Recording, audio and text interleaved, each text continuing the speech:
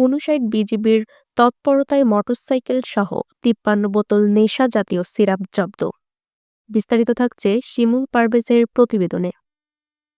চাঁপাইনবাবগঞ্জ জেলার শিবগঞ্জ সীমান্তে বিজিবির চোখকে ফাঁকি দিতে মাদক চোরা কারবারিরা নানামুখী অভিনব পন্থা অবলম্বন করছে।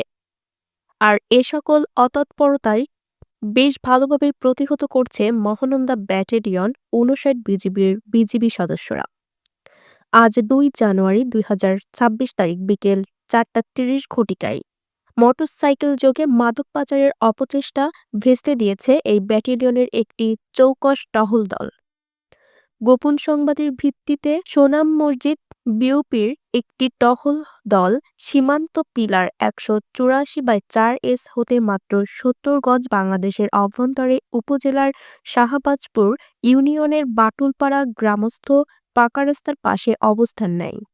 এ সময় অজ্ঞাত ২ জন মোটরসাইকেল আরোহী চকপাড়া হতে বাটুলপাড়া হয়ে সোনাপুর বারিকবাজার নামক এলাকায় যাওয়ার অভিমুখে বিজিবি টহল দলের উপস্থিতি টের পেয়ে আনুমানিক ৫০ গজ দূরে মোটরসাইকেলটি ফেলে আমবাগানের ভেতর দিয়ে দৌড়ে পালিয়ে যায়।